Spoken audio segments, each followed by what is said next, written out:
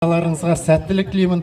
Осындай үлкен іс-шаралар ауданымызда, орталықта бола берсін, жалғасын таба берсін. Ал енді келесі әнді айтпасқа болмайды. Өткен жерлестер ренжиді, авторлар ренжиді. Өзіміздің жерлесіміз Сейтмұрат Емберкенов атамыздың өлеңіне жазылған Рамазан Таймановтың ауылым әнін қабыл алыңыздар. Өзіміздің ауылымыз туралы ал кеттік жастар бірге.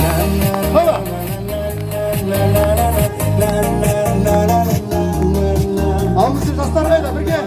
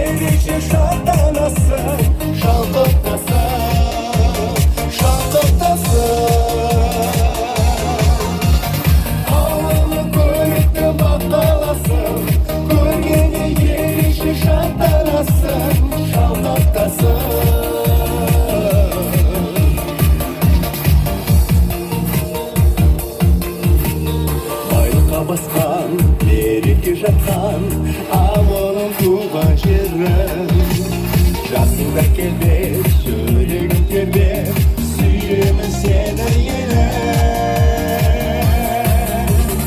Ауылымның көрікті бақ қаласын, көргенде ерекше шаттанасың. Шалқықтасың, шалқықтасың.